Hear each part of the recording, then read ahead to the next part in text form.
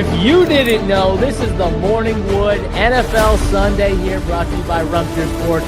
What up, boys? We're back with the Golf Wars Show, the preeminent golf show on the entire internet.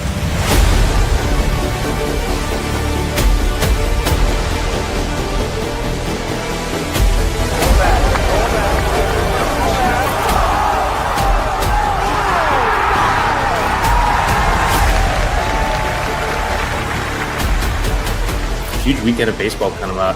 We haven't really had a final week like this in a while where there's so many teams that are still alive. High fly ball into right field. She is gone! Unbelievable! A home run for Gibson. Freeman hits the ball to right field. She is gone! Gibby in front. They might have the best pass rush in football. They were adamant about not having a slow start. How many times have they disappointed us? So I'm having a lot less of this game. The game is over. The New York Jets are the world champions. Mahomes swings it. It's there! Hardman! Jackpot! Kansas City! The Chiefs are back-to-back Super Bowl champions!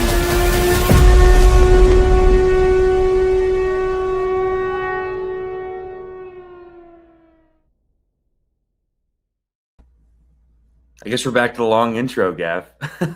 That one is long, but it is pretty sick. And they even snuck your guy, Freddie Freeman, in there. I was clean shaven when that intro started. Yeah, right? Oh, man. We're late to the show, and then we got the long intro. Do like that. Welcome, everyone. February 21st. We are less than 4 weeks away. I'll be seeing you in person in a couple weeks out in Vegas for conference tournaments. Welcome to the show, everyone.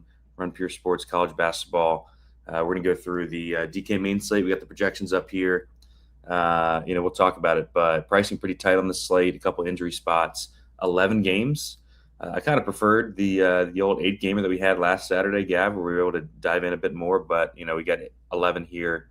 Awesome games all day. The afternoon slate and night slates have got just some of the best games that we'll see all season. We got some non-conference games. How you feeling this Saturday? Well, living in LA, I didn't realize I woke up basically on the grass of Lambeau Field. It is so goddamn cold out here. I think my fingers may just snap off while typing. But no, we're playing through some frigid temperatures here. And like you said, 1 versus 2 and 3 versus 5 in Ken Palm. Hard to beat that. So unfortunately, not on the main slate. We have goddamn what did I just say before we went on? 7 games within with totals, within 2 possessions of one another. So it means that it's tough to cross games off. You're going to be looking at hairy teams. It's going to be an interesting Saturday main slate. Yeah, I tweeted about it too. Our cover boy, for some reason, is JT Toppin. Have some awful news this week with him. I like to put in a complaint with management. Let the record clearly state. Yeah, I already put it in the coordinators chat. That person's been fired. They just don't know it yet. But let's get to this 11 gamer. We got a lot to talk about. We'll go in the order of DK games. Actually, before we start, if you're not a member with us already, go to runpuresports.com. Go ahead and sign up. Use code Steve15. There's all sports packages. There's bets packages. But if you only want college basketball, there's a college basketball only package as well. Go ahead and join us for the home stretch. It's going to be a fun last month or so of the season. But let's get started. We have Florida and Ole Miss to kick us off here. Florida 6 at Ken Palm, Ole Miss 79th. Ken Palm's got it Florida 80-68. Some news here. I haven't checked. So if you guys in the chat have seen it, or if it pops during the show, let us know if you see the Ole Miss news. Klofke is questionable here. He missed on Wednesday, I believe, which tightened the rotation a bit, Gav. But really, really tough matchup for whoever it is that Ole Miss has on the court today. Yeah, one of these teams is good at basketball, and one of these teams is very not good at basketball. So, I think the thing that stands out here is, Ole Miss is the worst rebounding front court in the entire conference, even more so than Oklahoma. They won't give you the pace that OU will. Chris Beard is going to drag this game into the mud. They're going to try to no-middle Florida and keep them away from the rim, but it's hard to keep a team away from the rim when they're just picking their misses up off the basket. So, yeah, I mean, Florida's been kind of generally hammering some of these bad teams. They play with their food a little bit with South Carolina the second time. I think they were up 20 late before South Carolina closed it. So, yeah, I mean, Ole Miss is obviously terrifying. Well, I guess so. Obviously, all three Florida bigs are in play to some extent in terms of how you play them. Condon's going to be kind of more the cashy guy, maybe even Houck now that he's priced down. Chinyelu, when you look at his rebounding rates, dude, we got to talk about Chinyelu. I look at like scatter charts on CBB Analytics, and he is just out in a different stratosphere rebounding rate wise than everybody in the country. So yeah, I mean, all three of those guys are in play. Then you get to the Ole Miss side. Malik D and AJ Storr, they rank first and fourth respectively in usage rate in the last 5 games for people on the slate. But you are getting into bed with a very hairy wide range of outcomes, minutes wise for these guys. They could play friggin' 12 minutes. They could play 28. So keep that in mind. Combardine is obviously more the safer option. So overall, not the greatest DFS game, but I think as long as Ole Miss doesn't get, no, they're going to get slaughtered on the boards. I was going to say if they can stay competitive, they might. They're going to get killed on the boards here. But this probably gets ugly. Yeah, Combardine I think is a really interesting play just because of the price tag. I think I would need the Ole Miss guys out to use him. Probably not going to play any Ole Miss if those guys are back here, Gav. I think D is going to carry a decent amount of ownership, but this has got to be one of the tougher matchups in the conference for him, plus just a really bad foul spot too. Any thoughts on him?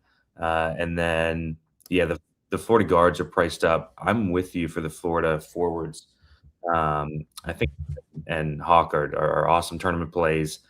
Kind of tough to get to them on a main just because of the price tags, but man, just a clean matchup for them. So just any thoughts on Dia in particular? He's going to project well, just, because of the rates, but the matchup, man, like he's a fouler anyways. It just does not give me the warm and fuzzy here on Dia.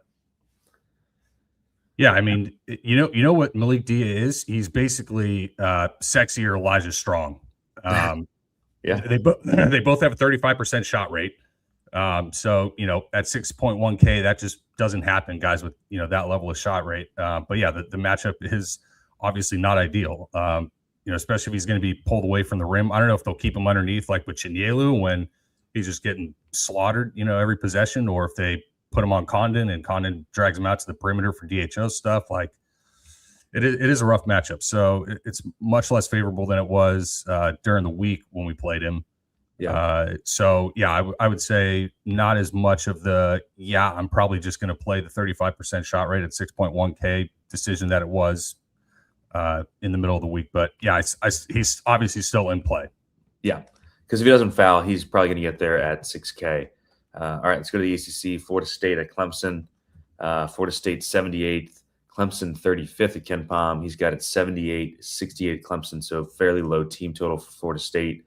Clemson has lost 3 in a row here, Gav, after they were pretty much cruising in conference play. They dropped the home game to my boys last week, and they lost at Duke and, kind of strangely lost at Wake in a game that they weren't overly competitive in. Game thoughts here, Florida State, Clemson. Yeah, the thing is, like, everyone kind of associates Florida State with tempo and playing up and down. And yeah, they definitely push it on the offensive end, but this is also 2 of the 3 slowest defensive average possession lengths in the ACC. Florida State does it by pressing and then falling back into zone. Clemson does it by really underscreening everything and just drawing out possessions in the half court.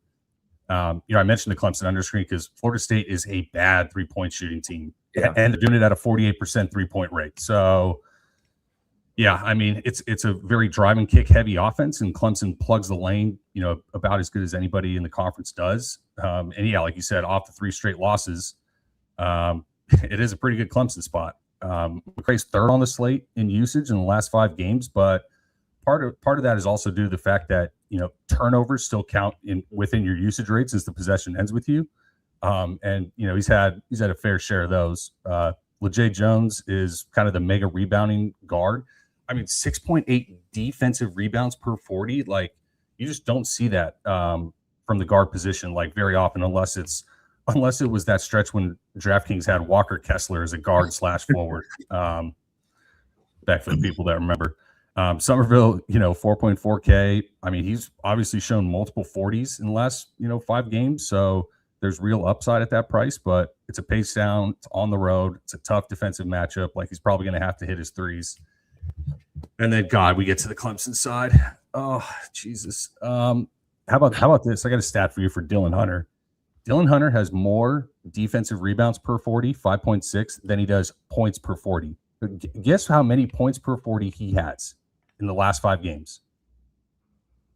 Just real points. I know that he hasn't scored much. I'm gonna say something crazy low. I'm gonna say like 6.5. 3.3 points per 40. That is despicable. Despicable. Well, he's made 3 total shots in his last 5 games combined. I mean, terrible. You don't think that's great? Okay, how about Justin Porter? 7.9 points per 40. And he's on the court, most of the game for all those guys. So yeah, they're in a good spot with, the way that Florida State will push tempo. Florida State is not as generationally bad defensively as they were early in conference play. They have cleaned some of that up. But still, yeah, it's obviously a very favorable Clemson matchup. All the guys are priced down. So, going in with 0 doesn't feel great. We do have some injury spots that probably open up some better value if you prefer to go that route. But yeah, a couple of these guys are inevitably going to get there every game. It's just a friggin' guessing game of who it's going to be. So here's my thought on Clemson here. They've lost 3 in a row. We kind of started to see it last game, Gav, where Porter played a bit less without fouls. Hunter's starting to play a bit less. They're playing more Buda Johnson. They're playing more I think they want to play more Ace Buckner. I think he's the best guard they have on the team. When I was doing minutes for this, it's hard to just obviously give minutes to a guy who hasn't played that many before. I could see some chicanery here off of 3 losses. I could see them going to more Ace Buckner. I could see them going to more Buda Johnson. It wouldn't even surprise me if they mix up the starting lineup off of 3 straight losses. Not that matters too much for a team that runs the bench so often, but it does give you the first 4 minutes. So, if we see Buckner or Johnson start, I think I would have some interest. But I do not have a warm and fuzzy on Porter or Hunter here. I think we could see kind of a changing in the guard and the backcourt here. 2 guys who have, kind of just been better, coming off the bench. So that's in the back of my mind. Florida State, awful spot, like you said. Somerville's cheap. He's kind of more like a cash play to me. I can't see him just decimating at Clemson. But I think he is the best play in the whole game. I would much rather play the Clemson forwards, Gav, than the guards here, just because they have the upside. Godfrey, I think, is the best play. Any thoughts on the rotation stuff that I brought up, or am I just, grasping that they'll play these guys less? I mean, I think to believe that we're going to see any sort of rational, consistent rotation from Brownell game to game is probably being overly optimistic. I don't know if we'll ever see that. They just have such a collection of mediocre guys that they just kind of rotate them in. Whoever's playing well, whoever's shooting well, keep him in. Whoever's not, he's not going to stay in. I'll tell you what, Carter Welling, 8th on the slate in usage last 5 games. Ace Buckner, 16th. And Ace Buckner's got some pretty good consistent peripherals, at least for a guard. So if you think that he's going to get pushed up into the high 20s or even potentially 30 minutes, I think that's probably rare to see 30 minutes. But if you can probably see 27, 28, he can get there at 5.4. Yeah, I mean, he played 27 against us, and then he's fouled the last 2 games. I think they want him to be high 20s. So if we see him pop as a starter, I've got some interest there. And then even if he's not starting for those guys playing multiple lineups, I think that Buckner's an interesting play. All right, let's go to – God, I do not want to talk about Virginia Tech right now. Wake Forest at Virginia Tech. What a season in conferences has been for us, man. Wake is at 69th, VT 59th. Ken Palm's got this 77-73, so good amount of points. We lost our 5th conference game in the last possession on Tuesday. I was watching with Catherine, and I told her, I was like, we're going to blow this. And what's weird is that every time it's been like a lead guard taking over and having just like 50% usage in the second half. If you watch the Miami game, it was Trey Donaldson. He did not give up the ball in the last 10 minutes of the game, Gavin, and scored literally every possession. It happened in the Stanford game. It happened in the SMU game. It happened in the Wake Forest game. That's just me kind of venting. But what do we think overall with Wake at Tech? Wake is actually the 17th best offense in the month of February. Like, they're playing much better on that end. They just shot, 45.5% from three against that Clemson underscreen, who lets you shoot from deep. And they're off 3 straight wins themselves. So Wake's, playing a little bit better. But yeah, I mean, that's unfortunately they don't give you, credit on the team sheets committee wise when it comes tourney selection days and, for 1-point losses. But yeah, that's brutal. They led by 4 with 2.5 minutes left, lost by 1. Miami just has a legit 4-leaf clover just shoved up their ass next to a Trey rabbit. Donaldson. It was Trey Donaldson. Malik Renault had a migraine too, and Trey Donaldson, and Trey Donaldson just fried. But yeah, I mean, both these defenses can be had. It might be one of the more under the radar spots. Like Juke Harris is one of the more consistent guys. He's not really kind of the consistent 50 that you really want to see from that price tag. But yeah, I mean, he's going to give you one of the best floors, minutes, shot rate wise against a weak defense. Hansberry's usage is actually up over the last 5 games compared to his conference numbers, even with the wall back, but his rebounding rates have just plummeted. Yeah. I mean, he's not even like 50th percentile in defensive rebounds per 40 in the last 5 games. So been a little tough for him. The wall for the same reason. I mean, he's number 1 in Hakeem percentage, which is basically stocks. So he's going to help in that regard. Wake can definitely kick it away at times. So, Ben Hammond, he took 1 game off, and then went right back to just not missing any shots at all. So guy's just been frying from the field. We've talked about Neo's injury. I mean, how many people are going to play Spillers on this slate? He's on a 5.8K against that interior. Oh my God! I mean, I think people are definitely going to click him. He crushed his last time too. Yeah, I think people are definitely going to click him. So yeah, he's definitely in play. He's a good play, but it's not the greatest usage, and he will probably get there on peripherals, but yeah, you're definitely going to need more uses than you've seen recently. So I don't know. Yeah, I think it's kind of an interesting game overall to look at because it probably goes under the radar.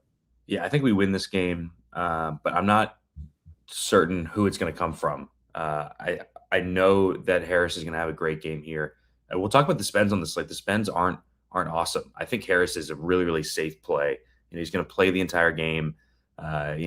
He's not scoring dependent. He comes with the peripherals. So I really like Juke Harris in this spot on this slate. Spillers is more of like a last man in type for me. I'm not going to build around him, but if you fall in that high 5K, low 6K range, I don't mind him. You mentioned the Hakeem rate for Lawal. He doesn't have a stock in the last 4 games, and he still has that rate. So he's due for a high stock game. Before he got hurt, he had like 5 block games, 4 block games. I think he's a really interesting tournament play here, especially at home. Lawal has been much, much better at home. He's been less foul prone. So I think he's interesting for tournaments. But yeah, it's Juke Harris for me. I just can't really play Neo right now. Like we were on the show, 3 or 4 weeks ago saying, oh, Neo's at 5.3K. He's not going to be there for long. And here he is at 5.8 a month later. So yeah, I don't think any of the VT guys are main lineup viable, but Hansberry, Lawal, Hammond are my favorite plays for tournaments. Mike Young he can't take Hammond off of the he can't take him off the court. He's the best defender. He is initiating the offense because Neo can't get past college kids off of the dribble. So yeah, I don't love the VT guys. I do love Juke Harris here. Any last thoughts on this one? We've seen Akins play more. We got a decent projection on him. I just don't think that those last 2 spots in the Wake lineup are very sticky. Yeah, I tend to agree. I mean, another guy to mention, Jalen Bedford, 22nd in usage rate on the slate last Yeah. 5 games. And he puts up decent peripherals at times, for guards, both rebounding and assist wise. I know last game was the assist. So, I'd say he's in play as well. Yeah, it's just like Neo can't handle it. So it has to be Bedford. It just has to be these other guys. All right, let's go to Creighton at St. John's. Creighton 71st at Ken Palm. Wait, yeah. Creighton, yeah. St. John's 21st. St. John's 84 team total. This is the highest we've seen on the slate so far. Creighton, though, at 71. Not bad for an underdog. We've seen Creighton's rotations kind of materialize over the last couple of games. They're playing Graves a lot, Gav. They're playing Dix and Green a lot. And Zugic had a big minute game last time out. I know you've been kind of banging the table for that for 2 seasons now. But let's start with the game overall. Creighton at St. John's, thoughts? Yeah, I mean, Creighton was all over that buy low, research Excel thing that I put out. They were due a lot of 3-point regression, and boy, I mean, they walked into Gamble Pavilion and scooped all that up and some, and just smoked UConn. That was crazy. You shoot 47% from 3. That tends to help as a high 3-point rate team. But yeah, obviously, now it's back to back on the road at the Johnnies. So yeah, I think this is the Johnnies have a team total, the highest on the slate. It's also just a mega good spot for can Creighton really put that up again? If Creighton can shoot again and they're going to push St. John's, I mean, that's just probably even better. But yeah, I mean, this is a definite spot where you could see a good thrashing if the 3-pointers aren't falling for Creighton. So yeah, I mean, even with Ian Jackson being out, it kind of consolidates that backcourt from a little bit of the shit show that it was previously to you knew it was coming.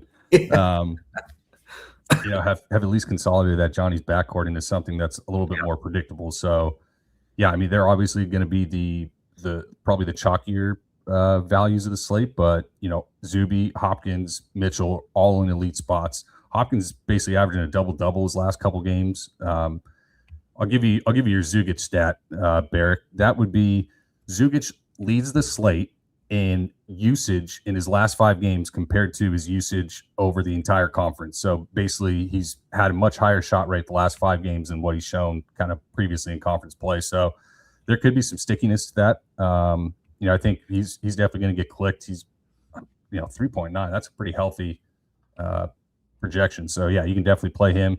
And then I'd probably rather play Sandin at home with an injury, in front of him at a better team total. He's, remember him from ASU. He's kind of the microwave scorer who's not going to have as great of peripherals, kind of like Sellers, but Sandin is going to take some of the Ian Jackson usage for sure. And he's a guy where he can get hot. He can hit 3 or 4 threes. He can definitely score 14, 15 real points. In a good outcome. So, he's probably my favorite value, I think, on the slate. And then, obviously Darling. Darling's probably going to get – see, this is interesting. I don't know what they do starting-wise. I actually think they start Sellers and Sandin. Last game was Sandin's first start of the season with Jackson back. Yeah. I don't know why they would pull him. I think Patino likes Darling off the bench. I do too. Now, I don't know what they're going to do point guard-wise between Sellers and Sandin. Those guys can't pass the ball for a friggin' lick, but yeah, still good spot for all these guys, and the Creighton guys are priced down too. So this is probably going to be one of the more popular spots on the slate, ownership wise, but for good reason. Yeah, St. John's put up 90 on them at Creighton last time. I could see this being kind of the easiest team total over on the slate. I think St. John's scores at will here, and like you said, with the Ian Jackson injury, things are just going to condense a bit. The one thing I'm concerned about, Gav, is that he fucks around and plays more lefterist, leftopolis, and Sedin, Ibu, Eco. But I'm not going to project it that way. I think these are great plays. I agree with you that Sandin is going to be the starter here. I think more people will click Darling. I think Sandin is a really good play, and I think you can play both. They're just going to score so easily in this game, and those are the games that I want to play Sandin, right? Where he can have 20 real at 3,700. What made me interested in Zugic wasn't the minutes. It was that he had his first start, I think, of his career last time out. He actually played 31 minutes. So the 25 here, we're being a bit conservative because he literally had not played over 25 minutes all season before that last game. But it was a start in a game that they beat UConn. So I don't see that changing. And it's a guy that, that we've liked kind of coming into it. So why I'm kind of annoyed at the spends on the slate, like, we don't have Duke, we don't have, obviously Toppin, we don't have BYU. I was going to say Caleb Wilson. We just don't have the elite spends on the slate, which sucks because I think we have really good value under 5K and not, kind of theoretical value. Let's talk about Creighton real quick. Graves has played a ton lately. Dix, the minutes are there, and he's been better lately. I'm not in love with Jason Green. I think it's going to be Dix or Graves from me. Any thoughts on the Creighton guys outside of Zugic? Yeah, it's pretty weird what's happened to Austin Swartz, right? I mean, he was like the number one shot rate in the Big East through like the first month of conference play. There's our Johnny's Insider. There's our Johnny's Insider. All right. I think Stills won the freaking lotto on Tuesday for like 10 chopped a lotto with a couple people. Good stuff, Stills. Good stuff. Hell yeah, Stills. Yeah, I'd say Dix and Graves are the number one kind of plays that I would look at. It's a little bit tougher for Jason Green because he's much more he's got peripherals, but he's also not a 3-point shooter. And if you're relying on getting to the rim against St. John's, like, you're going to be in mega trouble with Mitchell and Zuby on the back line. So like Dix and Graves, both could hit, multiple threes in this spot, have plenty of points. They did against UConn. So definitely fine playing them. I think other than that, probably those two and Zugic. And then other than that, I'm probably out on Creighton unless you're, deep MME stuff. Yeah. Do you have any favorites of the St. John's studs before we move on? Or is it just kind of mix and match? It's a good question. I think in this spot, like now, Zuby's only like 1,000 more than Hopkins. I mean, Hopkins has just basically played like, point forward and has just taken such a, more of a scoring role lately. He could be the point guard in this game. Hopkins could be the point guard in this game. He could be, yeah. Dylan, how many minutes did Dylan Mitchell play last game? 30? And he took as many shots as you and I? Yeah.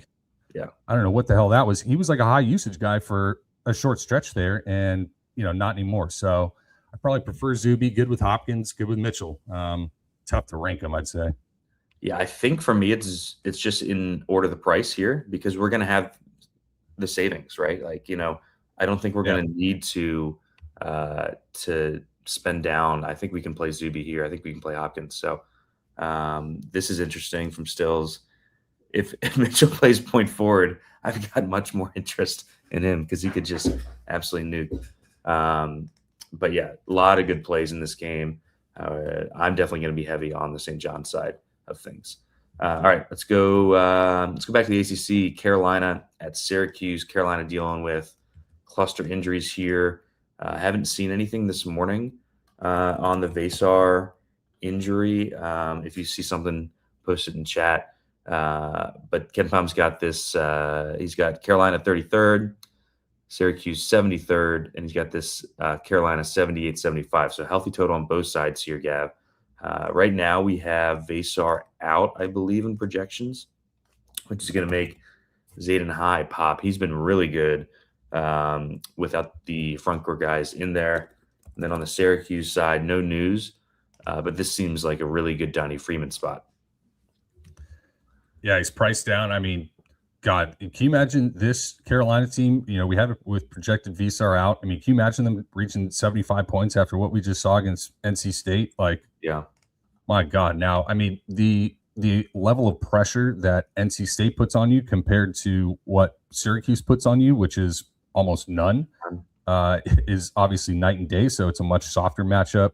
But yeah, I mean, if they don't have their front court, Donnie Freeman's a really interesting GPP play. Now, he's not going to be unowned, but I don't think he's going to be like chalk by any means either. So I think he's a totally fine play. Yeah, I mean, and then you're going to need some Carolina pieces because if they're going to score, then some of these guys are still too cheap. But yeah, you're right to start with High. God, Bogovac has been up and down. Trimble Trimble was 1 for the world last game and ended up not playing as they just got completely woofed by in-state little brother. Didn't you play him? Did you play him on that slate? I don't want to talk. I don't want to talk about it. It's too soon. Too soon. Yeah, I mean Derek Dixon's like an interesting GPP guy. He's definitely got plenty of upside in this matchup too as well. Like, I mean, Bill Kyle had a good game against Duke. Like, can he get there in MME setting against Carolina? Like, I don't think it's totally out of the question. But like the Starling thing has gotten kind of weird. Yeah, woefully inefficient again. Last game yanked. Didn't get the full minutes. So he could be seeding further minutes, but he's still going to get clicked at 5.9K because of what he's done in the past. So yeah, I mean, the thing is, you just have 2 shitty defenses, especially if there's no VSAR in here. So it's an easy spot to attack matchup wise. Totals, pretty healthy. The thing is, it's one of these totals that's just clustered around kind of the mid to low 150s. So and has a couple huge injuries in it. Yeah, I really like high here. Obviously, if Vasar's out, if Vasar plays, I think he's like, if he plays and starts, I think he's interesting, especially because it's a slate where we don't have great studs. Like if he plays and starts and gets full minutes here, he could absolutely destroy.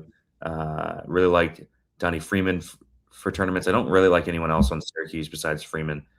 And then Bogovac started that game really poorly last game. I think lost some run due to that. I don't get a warm and fuzzy on the non-Zayden High Carolina guys. I think they're more MME, but it is a good bounce back spot for Trimble. Any last thoughts here before we move on? Negative. All right, let's go to the next window of games. We get to talk about Darren Peterson now. Cincinnati at Kansas. Cincy sitting 50th at Ken Palm. Kansas 14th. Kansas 73-61 is how he's got this. So lower totals. Cincy might have the lowest team total on the slate. I'm sure you would know that. What do we think about Cincy and Kansas?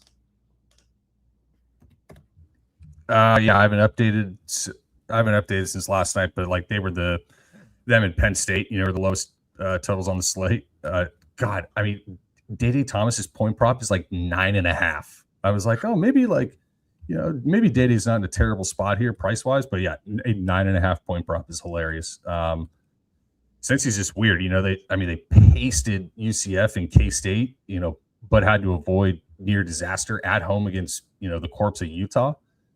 They've also been extremely fortunate 3-point splits wise in the month of February. They're shooting 45% from 3 in the month of February. This Cincinnati team, this horrible jump shooting Cincinnati team, while opponents are only shooting 28% against them. So that has like definite falling knife potential, especially at Fog Allen.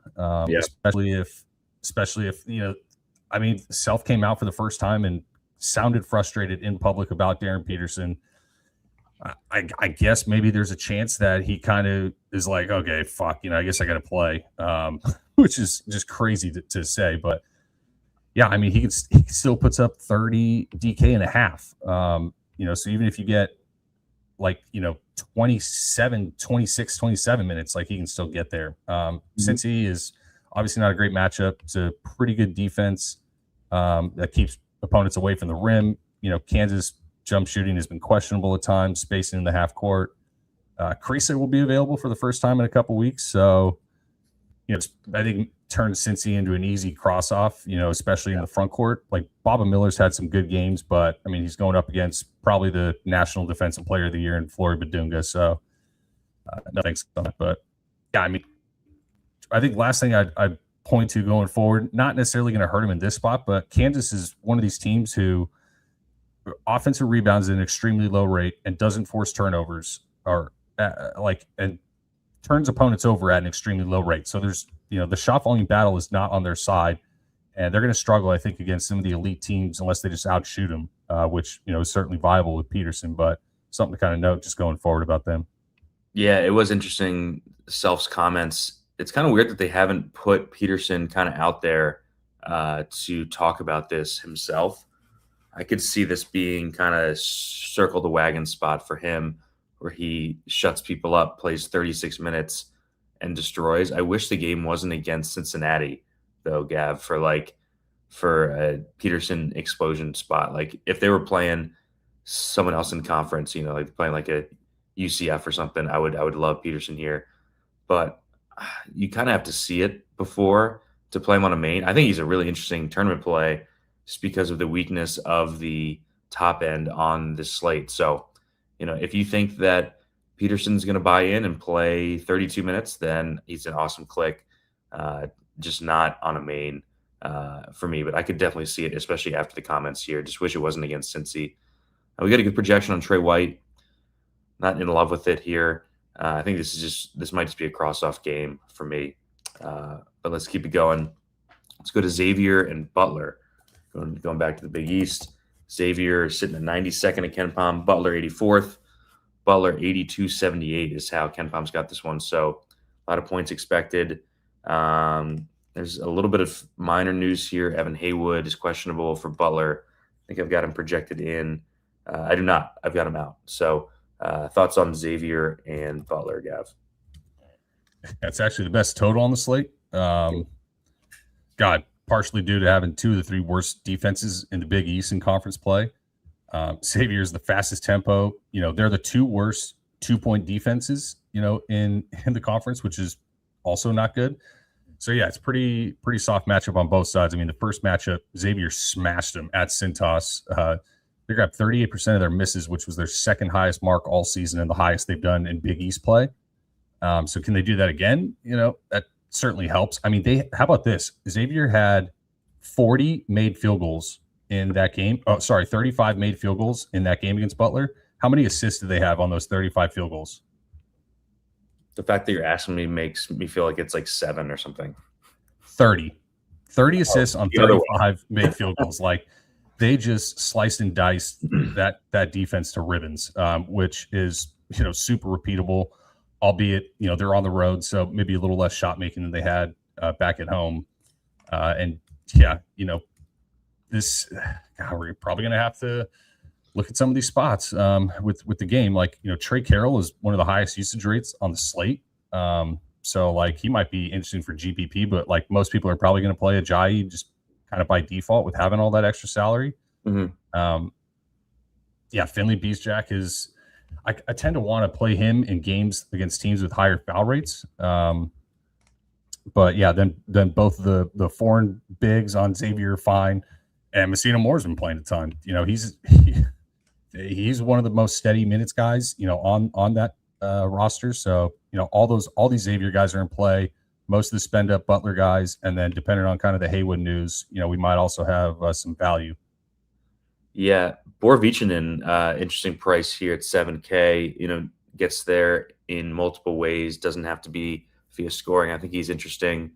Milicevic, we tried to make work for weeks, and he finally had a 39-minute game where he went 29, 5, and 4 stocks off the slate. Yeah, now he's 7.1K. Now he's the same price as these other guys. So I think it's Borovichinen for me.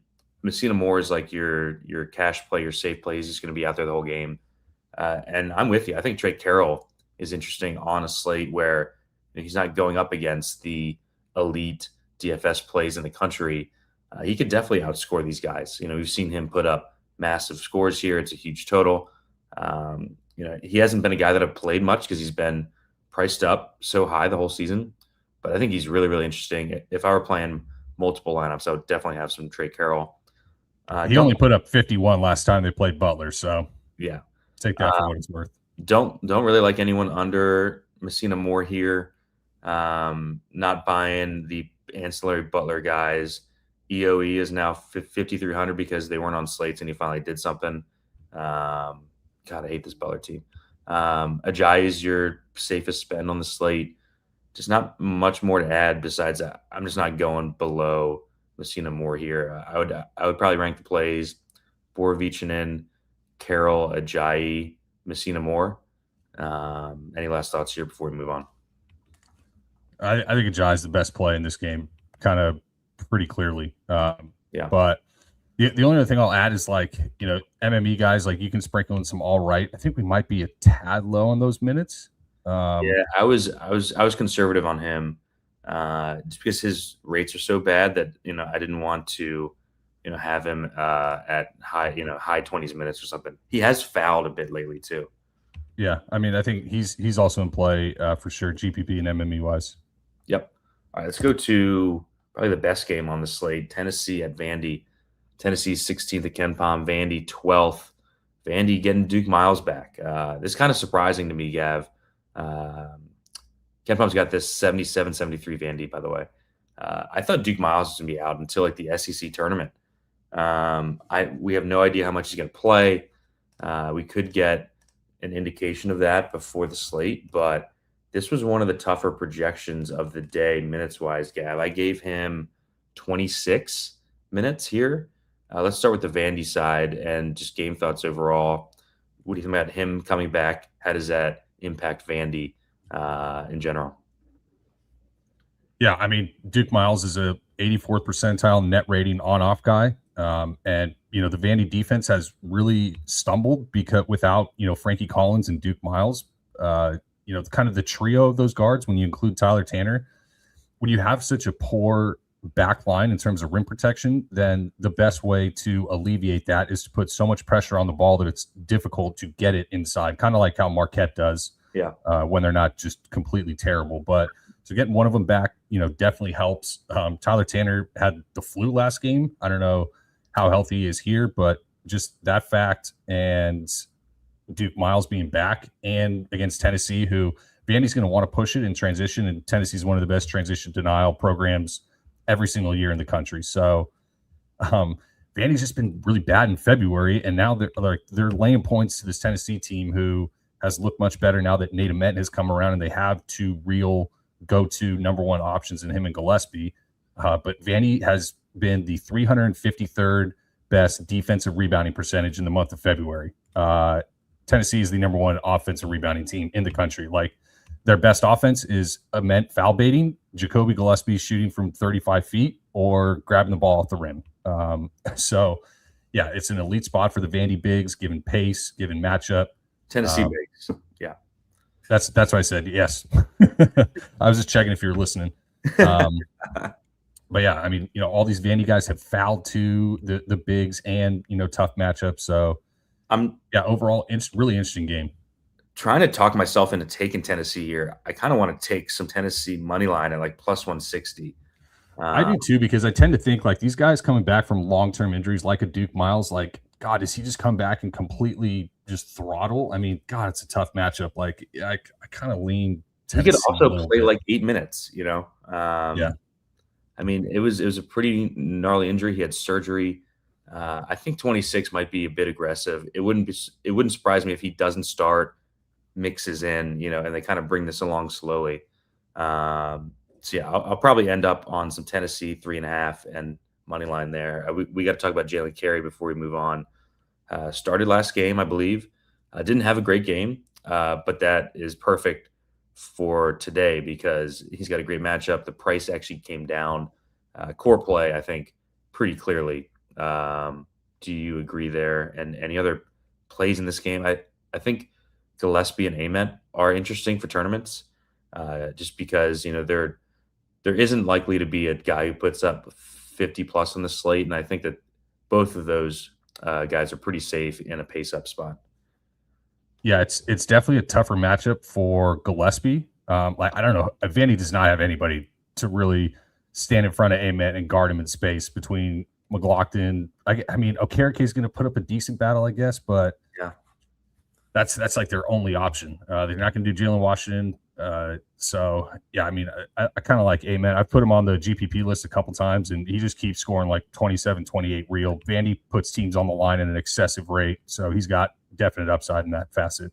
Yeah, as we go through the slate, I'm liking the spends a bit more, just because while we don't have like the smash options, I think there are just a lot of reasonable options that could be on the winner. So a lot of these spends are in plus matchups. St. John's guys, Ament, we just talked about. Who was it 2 games ago? Ajayi. So a lot of these spends are in good matchups. Yep. All right, let's go to a disgusting game. DraftKings, we don't need 11 games on the slate if one of them is Notre Dame at Pitt. But that's what we got here. And it's a news game. Notre Dame 87th, Pitt 108. Ken Palm's got it Pitt 70-69. Got the projections up, but it's pulling Vandy here because it's got ND in it. We've got Jalen Harrelson is out again for Notre Dame. We were on the slate or the show last Saturday, Gav, talking about the Notre Dame plays. Cole Serta ended my day pretty early. Played every minute, crushed. I'm so glad that he's not 5K on the slate. He's 7,400. Thoughts here, Notre Dame and Pitt? Yeah, nothing like the corpse of Georgia Tech to get you back on track, even if you're down your two best players like Notre Dame was. So, yeah, I mean, Harrelson was a 99th percentile usage guy in the last 5 games, so it's a massive void, that they're missing. And yeah, it was basically backfilled by a billion threes from Shrewsbury and Serta. And God damn that! I mean, they scored 89 against Tech last Saturday. 89 Notre Dame scored. It felt like 189 because I didn't have these guys. I think this is a much, much, much different game environment. Georgia Tech is the number 1 tempo in the ACC. It is a miserable defense. Pitt is much slower. I actually took this game under 138.5. These games last year played to 62 and 64 possessions. The one that was the 76-72 final in the regular season, I mean, they had Jalen Lowe and Marcus Burton both played in that game. Both teams shot 35% from 3. The conference tourney matchup ended 55-54. So this game is going to go slow. Notre Dame is the much better jump shooting team in this, but they're on the road. So, this game could get ugly, but some of these prices are just hard to ignore. Like, I mean, Sir Muhammad went 0 for a million and still almost got you value on the last slate. So Kaler's actually got some surprising rates if he doesn't foul. And then, Imes is obviously super safe. So yeah, you're even in a terrible game environment, you're going to need some of this game to an extent. Yeah. The issue is I like the St. John's guys more, I'm with you. I took that under the second you posted it yesterday. I actually just added onto it a bit while you were talking. I'm scared to play these guys. They project well. I think it's going to be a greasy low score. I find it hard to believe that someone in this game is going to be a guy where you have to have that score from Sir Muhammad. I think they're good for GPP guys, for MME plays.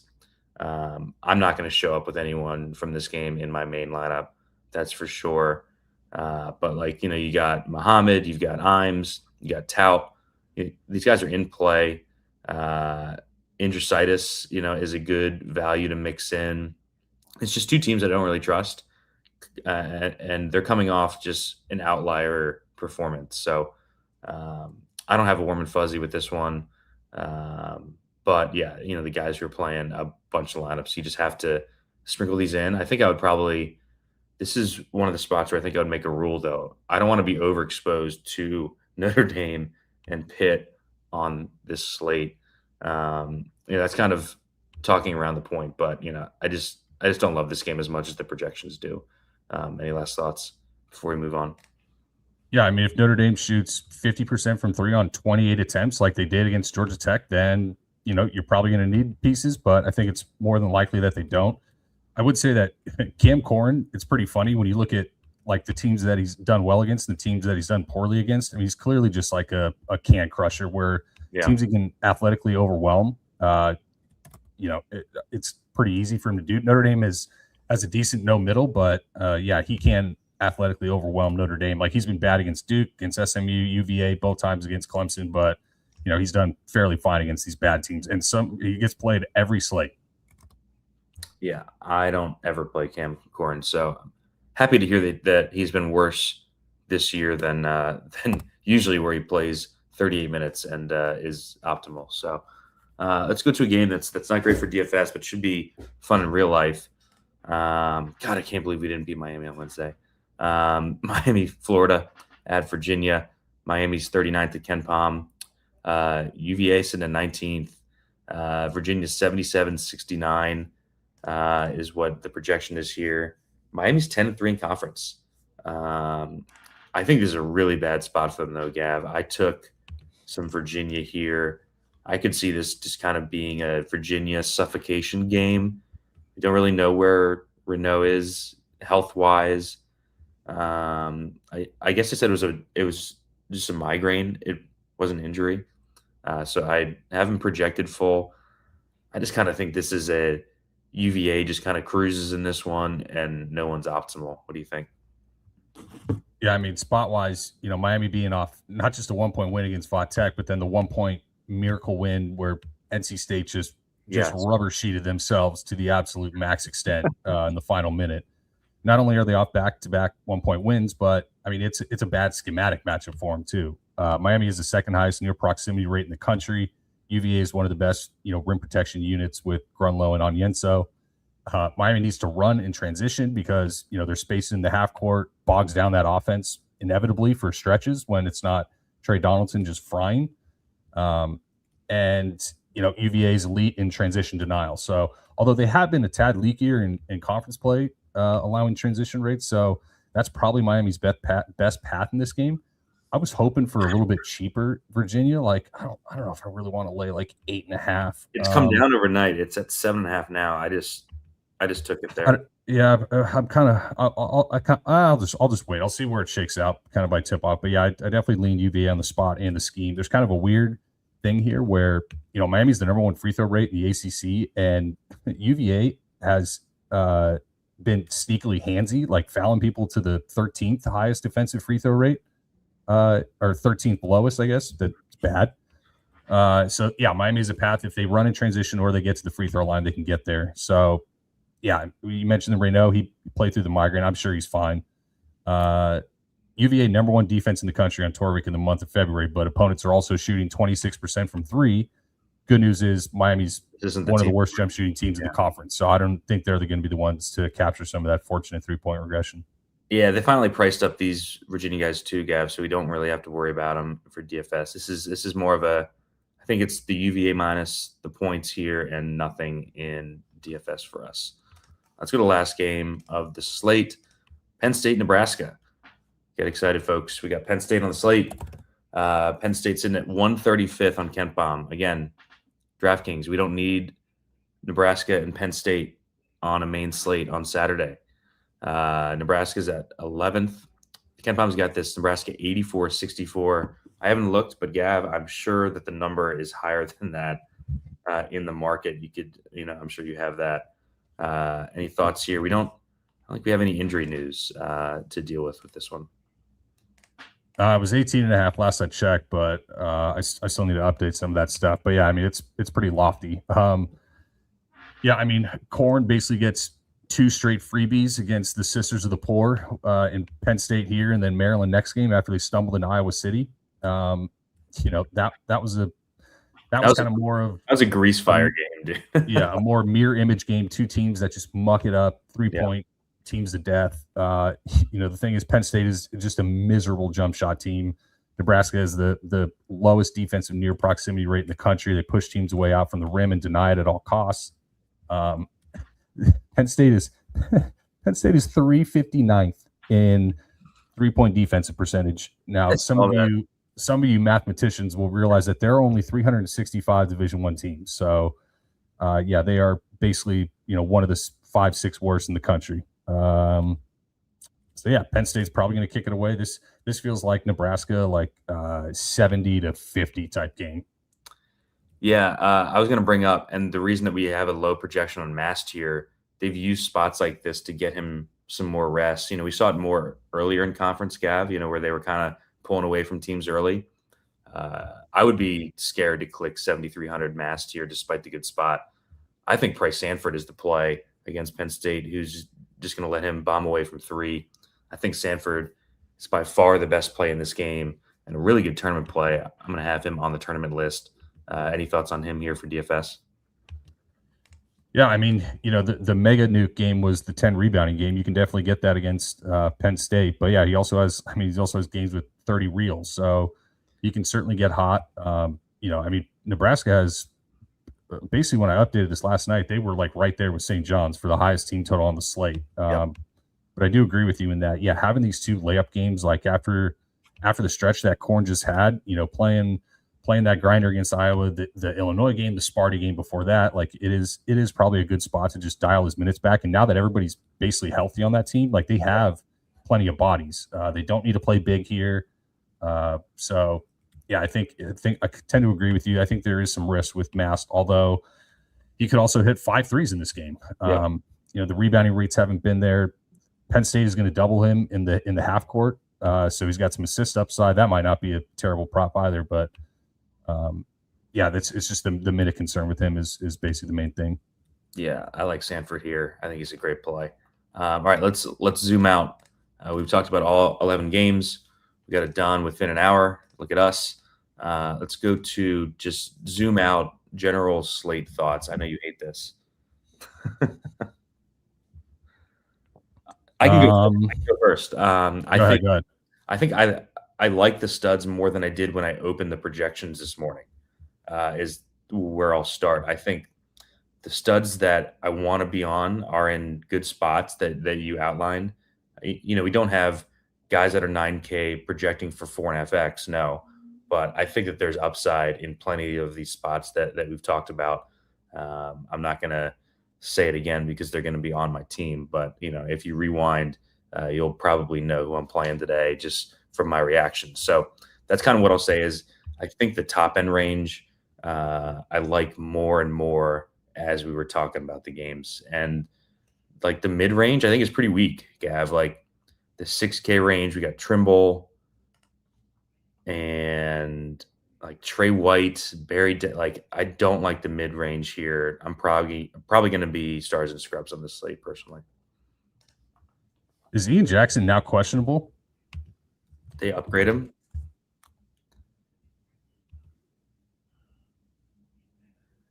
Ian Jackson is currently getting shots up on the court. Oh. That doesn't mean that he's playing. If he plays, then that's going to the biggest availability report officially listed him as questionable, not out for what that's worth. Okay. Patino said he wouldn't play yesterday. So yeah, Turtle sent me that. Fuck. I think that I would say these slates where you have a ton of value options available. I mean, there's probably 8 to 10 different guys below 5K that I would have no issue playing in a main lineup. When we have slates like that, the thing that I need to find values with, I tend to want to look for values with ceiling. It was when Bama played Arkansas. Yeah. And it was like, yeah, you play Dylan Hunter or you play like London Jemison, who has like real rates. Now he ran tough on the minutes because he fouled, but I mean, he had like 12 DK in 7 minutes. Like I tend to think that you need to look for, you can't play safe in the value range today. If you want to ship something, you're going to need like the guys with the real ceiling in that spot. So that's why, I think I tend to want to play. Well, now the St. John's guys just got a little bit more dicey, but just keep that in mind. Justin Porter feels good at 4.7. Like that's nice and comfy. You're going to get your minutes, but yeah, like get your blanket out, for your. You are not shipping a GPP with Justin Porter. It's not happening. God. It's not happening. So now he's going to hit 5 threes. I know. Now he's definitely going to stuff it right back in my face. But yeah, that's generally what I would say is one of the keys to the slate. Yeah, and then before we get out of here, any bets that we didn't discuss that are on the slate or not on the slate that you really like today? Yeah, favorite bet of the day is definitely Hawaii. Some of these, like, don't fucking laugh. You show the Big West some goddamn respect. No, I saw you post that last night. I was out with Connor, and he was like, "Is Gavin posting Hawaii bets right now? We've got 100 games on set." Yeah, I mean, I'm like 62% in the Big West this year, and you're fucking scoffing your nose at me. You're disgusting, but it is the nut spot. I'm putting it in right now. I don't need to go into a ton of detail. Basically, no Big West team has cracked like 1.01 points per possession on the Saturday game on the island after playing on the mainland Thursday night. So, and we're not getting any discounts. There no premiums. They don't like taxing these West Coast mid majors. So that's by far favorite bet of the day. Yeah, and then just real quick, and you all get to stay up and watch it. So you're welcome. Last thing before we get out, I wanted just your quick thoughts on the game of the day, the Duke Michigan game in DC.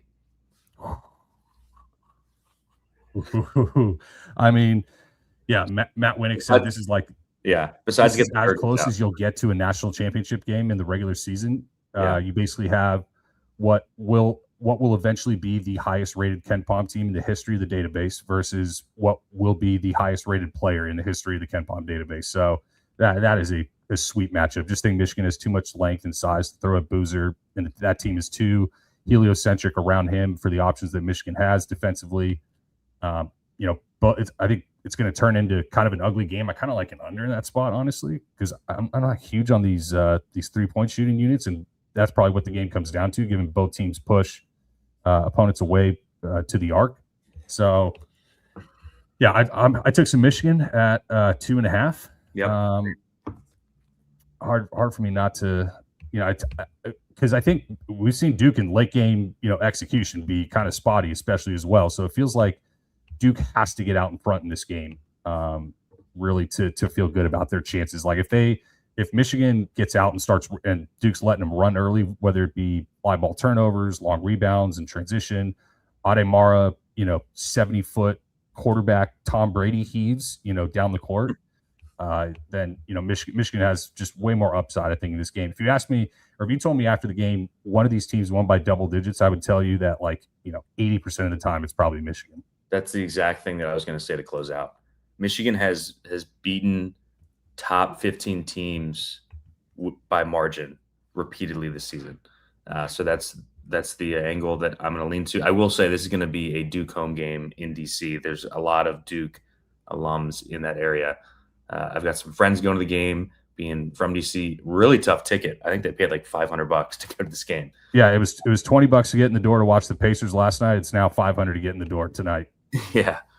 So, all right. Because the two best teams that arena has, seen in a little while. Yeah. Well, that's definitely not the Wizards.